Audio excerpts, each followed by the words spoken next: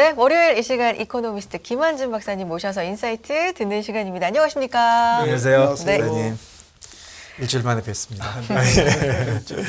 네. 뭐 요즘 뭐 움직임이 많지만 그러니까 한국 금리에 관련돼서 좀 듣고 싶어서 특별히 저희가 또 말씀드렸습니다. 우리 뭐 금리 차 그다음에 저번에 한은 총재님이 또 3.5% 얘기도 하셨잖아요. 좀 놀랍게. 3.5가 되면 지금 1% 넘어갈 거거든요. 그러니까 그런 얘기 그다음에 또 뭐 경기 침체 뭐 이런 얘기 좀 한번 들려주시면 좋겠습니다. 뭐 지금 시장이 급박하게 좀 돌아가고 있네요. 지난 금요일은 뭐 미국 채권 시장에서 뭐 정말 널뛰기 장세. 그 오전 시작할 때만 해도 금리가 폭등했습니다. 그러다가 좀 오후 들면서 오전에 뭐 9시 정도에서 이제 뭐 폭포수 같이 떨어지기 시작해서 마감은 뭐 오후장에서는 뭐 금리가 10년물, 2년물 다 내려가면서 이제 끝났죠. 2년으로 거의 10bp 넘게 떨어졌어요. 달러 인덱스도 뭐 좀 살짝 내려왔고 주식시장은 폭등했습니다. 그래서 지난주는 뭐 어쨌든 해피 위켄드, 행복한 이제 주말을 마감했는데 또 뭐 이게 세상이 만만치 않네요. 말씀 주셨던 뭐 한국의 기준금리 인상 당장 11월 24일 금융통화위원회가 있는데 올해 마지막 이제 통화정책회의죠. 통화정책회의에서 지금 봐서는 뭐 50bp 0.5%포인트 인상이 좀 유력해 보이고요. 그러면 시장금리가 어쨌든 뭐 연말에 미국 금리와의 어느 정도의 100bp 정도의 차이를 보이면서 끝나지 않을까. 미국은 지금 어쨌든 3.25인데 75bp가 11월에 유력하죠. 11월 2일 당장. 그러면 이제 4.0을 찍고요. 금요일 날 나왔던 뭐 기대대로 예상대로 12월에 마지막 통화정책회의에서 0.5를 올리면 4.5로 딱 1% 되는 거예요. 마감될 것 같습니다. 그러면 한미금리 차는 이제 100bp 1%포인트 정도로 이제 마감이 될 텐데, 문제는 뭐 이제 미국이 과연 12월에 75가 아니고 50bp 좀 빅스텝을 할 거냐, 그리고 내년에 들어서 최종 금리가 이제 어느 정도까지 형성이 될 거냐, 이제 이게 관건인데, 금요일 날까지만 지금 놓고 보면 아무튼 급격하게 선물 시장에서도 최종 금리가 5.0에서 5.25까지 받다가 4.75 정도까지 낮아졌습니다. 그러니까 결론적으로 올해 75, 50 그리고 내년에 2월 2일이 이제 통화정책회의인데 첫 통화정책회의인데 0.25 올리면 최종적으로는 4.75를 찍게 되는 거고요. 한국은행도 뭐 거기에 발맞춰 가겠죠. 그러면 내년 들어서 살짝 뭐 베이비 스텝 0.25 이렇게 인상하면 역시 뭐 100bp 차이로 이제 유지가 되는.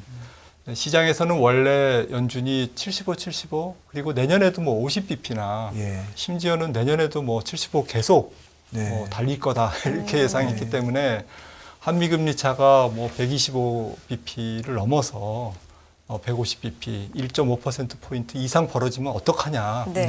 이게 굉장히 시장에 좀 근심거리였는데 일단은 지난 금요일 미국에서의 어쨌든 채권금리 안정과 월스트리트저널이죠. 티밀하우스 기자의 어쨌든 연준의 뭐 대변인 비공식 대변인이라고 하는데 아무튼 뭐 그 기자가 이제 좀 강하게 구체적으로 금리 인상 경로를 예시하듯이 이렇게 한 바람에 시장은 일단 뭐 연준이 금리 인상이 생각보다는 좀 적게 올리고 조기에 끝날 거다. 그 기자님 말씀을 사람들이 엄청 열심히 듣네요. 그동안 뭐 잘 맞춰왔기 때문에 어떻게 이렇게 잘 맞히죠? 지난번 통화정책회의에서도 블랙아웃 기간, 지금이 이제 블랙아웃 기간이지 않습니까? 그 직전에 발언한 거예요, 그죠? 블랙아웃 기간에 이제 네. 연준 인사들이 말을 못 하니까 네네. 연준이 뭐 이렇게 얘기를 하고 싶어 하는 거를 좀 시장과 소통하는 통로로 이 기자를 이렇게 친한가 보네요. 이렇게 지목을 한 것 같습니다. 지목을 그래요? 해서 예. 우리가 말 못할 때 예. 네가 좀 말을 해라. 예. 이렇게 해서 이제 흘리는데 금요일 날에도 저기 네네. 발음도 좀 그래요. 예. 발이 어려요. 닉 티밀하우스 기자가 얘기하면서 보도를 하면서 월스트리트저널에 보도가 나오면서 곧 샌프란시스코 메리 데일리 연은 총재가 비슷한 취지의 발언을 하면서 쫙 떨어진 거죠. 금리 인상 속도에 대해서 조금 우리가 생각해 봐야 될 때가 아니냐 이런 발언을 같은 맥락에서 한 겁니다. 그래서 결론적으로 한국은행의 한국의 금리와 미국의 기준금리의 차이는 100bp는 좀 넘어가지 않을 것 같다. 그 갭이. 지금 한번 보시면 차트를 보시면 이게 미국의 기준금리고요. 그다음에 빨간색이 한국의 기준금리인데 녹색이 이제 한미 기준금리 차이입니다. 그래서 우리나라가 금리가 낮긴 한데 그 낮은 폭이 한 이 정도에서 유지가 될 것 같다. 현재로서는 이제 그렇게 관측이 되고 있고 이런 정도면 이것 때문에 외화가 유출된다든지 이것 때문에 단지 이 이유 때문에 외국인들이 환율 원화의 약세, 추가 약세를 의식해서 주식을 다 팔고 나간다든지 이런 일은 제가 볼 때는 없을 거다. 생각합니다. 그 한미 금리 역전차 처음부터 얘기할 때 궁금했던 게 100bp까지는 괜찮다라는 얘기가 많았잖아요. 박사님 그러면 궁금한 게 125bp 되고 150bp 되고 그러면 위험한 겁니까? 딱 100bp가 그런 건 아니고요. 과거에 이제 한 125bp 벌어졌을 때도 좀 별다른 일이 벌어지지 않았다. 두 차례 있었거든요. 그래서 한국이 미국보다 금리를 적게 조금 비둘기적으로 올리는 그런 패턴은 늘 반복돼 왔습니다. 그리고 후행적으로 이제 쫓아가죠. 미국 금리 인상에 쫓아가는데 딱 100bp라는 숫자가 의미하는 것은 없고요. 다만 이제 그 외환 시장에서 많은 플레이어들이 많은 글로벌 투자자들이 투자를 할 때는 이 나라의 환율이 조금 절하 방향이냐, 절상 방향이냐, 이 통화 가치가 올라가는 방향 쪽이냐, 아니면 떨어지는 방향 쪽이냐, 이 부분이 굉장히 중요하거든요. 환율의 절대 레벨도 중요하지만 방향성, 방향성을 결정하는 요인이 무역 수지도 있고 다른 요인도 있겠지만 지금 말씀 나누고 있는 금리차가 중요한데. 금리차가 앞으로 더 벌어질 것 같다라는 예상 자체가 중요합니다. 앞으로 100bp가 중요한 게 아니라 120bp, 150bp 이렇게 다 벌어질 것 같아. 이러면 이게 조금 환율 시장에서 불안한 기운, 환율 시장이 민감하기 때문에 그 원화를 매도하는 세력들이 훨씬 많아지는 거죠. 그리고 외국인도 천천히 사면 되겠네. 아니면 급한 자금을 일단 빼야 되겠네. 이런 쪽으로 한국 주식을 팔고 나가는 혹은 들어오는데 굉장히 보수적인 스탠스가 나오거든요. 그러다 보면 그것도 또 원화 약세, 추가적인 원화 약세 요인이 돼서 이게 계속 악순환되는 거죠. 그래서 방향성이 중요하다고 봅니다. 어느 정도 이 방향성, 불확실성이 제거되면 앞으로 100bp 차이는 그냥 유지될 거야. 이 정도면 이것 때문에 단지 요 요인 때문에 좀 환율이 불안한 양상은 없을 거다. 이렇게 보는 거죠. 지금 그 미국 금리 이제 앞으로 변하는 거 지금 좀 많이 또 시장이 왔다 갔다 했지만 저번에 그 우리 이창용 총재님이 말씀하신 게 약간 헷갈리는 대목은 그 3.5% 얘기하신 게 연말이 아니고 최종 금리였잖아요. 그러면 미국은 연말을 지금 아무리 75, 50으로 가도 4.5잖아요. 그 다음에 한 번 정도 올릴 가능성도 있고 또 지금 12월 달에 75를 또 올릴지도 모르고 하니까 미국은 4.5가 최종 금리는 아니고 사실 아무리 안 가도 4.75, 어쩌면 5가 갈 수도 있는데 그러면 3.5라고 얘기하신 거는 조금 낮게 얘기하신 게 아닌가. 네. 거기에 대한 해석이 좀 분분한데 네. 어떤 뜻인가요? 글쎄요, 뭐 한국은행이 어쨌든 미국을 쫓아갈 겁니다. 그리고 네. 환율 시장을 체크하면서 네. 4.75와 3.5 그러면 뭐 125bp 네. 차이니까 좀 부담된다. 네. 이러면 뭐 한번 빅스텝을 밟을 수도 네. 있는 거고요. 네. 네, 그렇게 해서 가능하면 100bp에서 크게 차이가 나지 않게 네. 통화 정책을 좀 관리하지 않을까. 하겠다. 그런 뜻으로 받아들여야 네, 된다. 그런 뜻으로 네. 받아들여야 될 것 네. 같고요. 또 우리나라 물가가 지금 아직은 좀 불안불안합니다. 네. 네, 그래서 물가 자체도 어쨌든 통화 긴축의 어쨌든 네. 당위성을 조금 크게 지지하는 편이고요. 네. 네, 그래서 금리를 올리지 않고 물가를 잡을 수 있을까라는 이제 한국은행의 고민, 그런 상태에서 또 연말이 다가올수록 기업 자금 사정, 또 지난주에 터졌던 여러 가지 채권 네. 시장의 단기 네네. 금융, 돈맥경화 현상, 뭐 이런 것들이 어우러져서 한국은행의 지금 머리가 좀 복잡할 것 같습니다. 금통위원들이. 그러게요. 금리를 더 많이 올리는데 네. 오히려 제약이 생긴 거죠, 지금. 제약이 생긴 겁니다. 예. 예. 예. 금리를 또 안 올리다 보면 인플레이션 걱정. 인플레이션이 심각한가요, 우리도?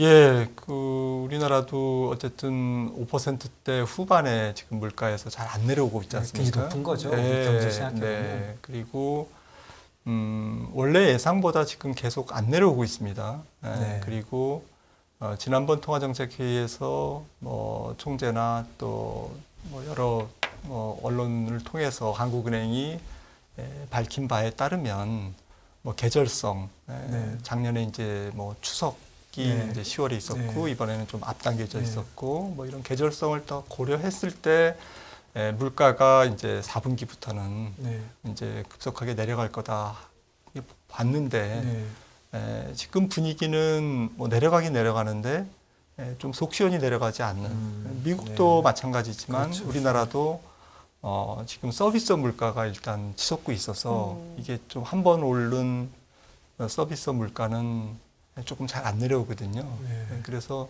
결국에는 뭐 전분기 대비라든지 전년 대비라든지 이런 기준이 되는 어쨌든 시점보다는 낮아지겠죠. 네.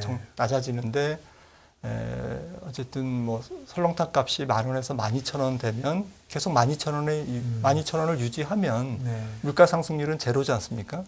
그렇죠. 일단은. 네. 하지만 그것만 좀 따지기는 좀 어렵고요. 일단 12,000원이 되면 이래저래 또 다른 물가가 올라가거든요. 네. 뭐 여러 가지 음식료 네. 값이 올라가고 그리고 그게 이제 또 인건비 상승으로 이제 그 정가가 되기 때문에 이런 부분들이 좀 한 번 오른 서비스 물가는 보통 잡히는데 뭐 한 6개월이나 심지어는 1년 이렇게 좀 힘이 듭니다. 네. 시차가 있습니다. 그런 측면에서 좀 한국이나 미국이나 전 세계가 물가와의 전쟁에서 좀 녹록지 않은 그러한 네. 상황인 것 같습니다. 인플레이션 시대에 살고 있기 때문에 우리가 CPI 거의 약간 박사들이 네. 된 것 같은데, 그래서 코어 CPI 미국 같은 경우는 부동산 쪽이 40%다, 주택 쪽이. 맞습니다. 그렇게 얘기하는데 우리나라는 비중이 뭘 보면은 조금 이걸 예측이 가능합니까? 그러니까 부동산이 잡히면 미국은, 주택이 잡히면 조금 내려올 거다. 뭐 이런 게 있다면 우리는 어떤 게 우선적으로 좀 우리나라는 잡혀야 음식료 비중이 조금 식음료 비중이 높아요. 음식료? 네, 식음료 비중이 높고 뭐 중국이나 일본 그다음에 우리나라는 이제 가중치가 좀 선진국형은 좀 아닙니다. 선진국은 이제 말씀하신 주거비라든지 또 교통비, 그다음에 서비스 요금 이런 순으로, 그리고 또 헬스케어 이런 쪽이 좀 높은데 우리나라는 가장 높은 게 이제 그 먹는 거, 음식료가 굉장히 높고요. 그리고 이제 서비스 요금 이제 두 번째로 높습니다. 음식료와 서비스. 서비스. 근데 요즘에 계속 오르고 있네요. 네. 정말 체감되는 것도. 예, 그렇네요. 그 경기 침체 얘기도 좀 해주시죠. 이게 뭐 물가도 중요하지만 지금 물가 때문에 올리다가는 지금 뭐 직격탄을 맞을까봐 지금 사실 걱정되는 거잖아요. 미국보다는 아무래도 체력이 좀 약하니까. 네. 그게 어떻게 보십니까? 지금 금리를 이렇게 3.5까지 막 올리고 그래도 우리 경기 침체 걱정은 좀 덜한 건가요? 아니면? 좀 전 세계가 마찬가지인 것 같습니다. 네. 경기만 놓고 보면 뭐 금리를 지금부터 내려도 내려도 지금 시원찮을 판인데 올리는 거는 이제 다 아시는 바와 같이 뭐 인플레이션의 절대 레벨이 너무 높기 때문에 이거를 이제 지금 못 잡으면 이제 계속 안 잡히는. 그러면 이제 나중에 경기 침체가 더 깊어지는 그런 상황 때문에 지금 금리를 올리는데요. 결국 역으로 말씀드리면 경기 침체가 없는 인플레이션 안정은 좀 기대하기 어렵다. 이렇게 조금 냉정하게 보면 결국 경기 침체가 본격적으로 와야 좀 물가가 잡힌다. 이렇게 볼 수가 있는 거죠. 그래서 이걸 뭐 중앙은행들이 다 모르는 바도 아닌데 좀 고육지책으로 어쩔 수 없이 울며 겨자 먹기로 지금 금리를 올려야 되는 상황인데 우리나라는 특히 이제 가계부채가 높지 않습니까? 그리고 지금 주택 경기가 조금 안 좋고 이런 게 가계부채, 주택 경기 이게 또 금리에 굉장히 민감한 그러한 팩터지 않습니까? 그래서 이게 내수 경기 침체로 이어질 가능성 그리고 기업의 자금 경색, 신용 경색으로 이어질 가능성. 기업들이 자금 경색이 일어나면 일단 투자가 올스톱되고 그다음에 금융 비용이 치솟으면서 한계 기업, 중소기업, 영세 기업들이 부도가 나죠. 이제 더 이상 경영을 못할 수 있는 그런 지경에 몰리면 전체적으로 소비 경기에 이어서 산업 생산, 투자 경기까지 다 올스톱되는 그러한 상황이기 때문에 금리 인상은 사실 뭐 바주카포거든요. 그냥 쏟아붓는 거기 때문에 경기 침체를 위해서 그냥 폭탄을 투하하는 거죠. 그러다 보면 이제 인정사정 볼 거 없이 다 골고루 이렇게 영향을 미치기 때문에 그러다 보면 좀 재무 체력이 약한 경제 주체들, 가게든 기업이든 이런 그 재무 취약 계층들이 더 힘이 드는 이제 상황이 올 수밖에 없는 거죠. 이런 부분들을 좀 미시적으로 재정 정책을 통해서 어떻게 이제 조금 뭐 보완하느냐, 보존해 주느냐, 이렇게 도와주느냐 이런 정책들이 앞으로 이제 조금 좀 구체화될 필요가 있는 것 같고요. 하지만 뭐 전체적으로 재정 정책도 돈을 푸는 정책이기 때문에 또 통화 정책과 엇박자가 너무 심하게 날 수도 없는 거고. 그리고 우리나라 재정 정책의 여유가 그렇게 높은 편이 아니거든요. 팬데믹이 지나오면서 뭐 다른 나라도 다 마찬가지입니다. 그런 부분들이 내년도의 경기 침체를 조금 더 좀 가혹하게 만들다 그럴까요? 좀 어렵게 만드는 그런 요인들이 아닌가. 근데 우리뿐만 아니라 전 세계가 지금 다 같은 문제에 봉착해 있는 것 같습니다. 그러니까 말씀해 주신 대로 그 금리라는 그 폭탄을 막 때리니까 기업별로도 그렇겠지만 국가별로도 미국은 지금 가만히 보면 신용물은 가만히 있는데 오히려 국채금리가 오르고 국채금리가 왜 이렇게 많이 올라? 그거를 오히려 의아해 하는데 우리 같은 경우는 확실히 벌써 저번 주부터 시작하는 거 보면 약한 축부터 해서 신용 스프레드가 지금 막 벌어지고 있잖아요. 물론 뭐 특별한 뭐 그런 이유가 있었지만 그래서 그런 게 걱정인데 그렇네요. 진짜 우리부터 터지고 있는 것 같은. 맞습니다. 이게 좀 기울어진 운동장인 게 기축통화국 특히 미국하고 다른 나라와의 어쨌든 뭐 이 금리 인상기에 통화 긴축기에 반응도는 뭐 온도 차이가 굉장히 큰 것 같고요.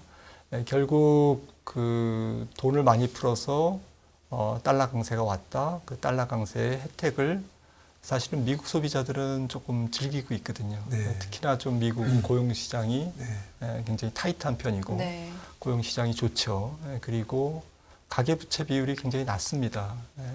그리고 일단 저축률이 많이 떨어지긴 했지만 어쨌든 뭐 부채를 조금 더 늘릴 수 있는 여지가 있거든요. 최근에 통계를 보니까 미국의 신용카드 사용액 그리고 신용카드 리발빙이라고 그러죠. 어쨌든 전체 가계부채가 계속 늘어나고 있습니다. 팬데믹 전보다 지금 높아져 있거든요. 그런 식으로 이제 고용 사정도 괜찮고 또 부채를 땡겨 써서 빚으로 소비를 할 수 있는 여력이 좀 있고 자연스러운 거죠.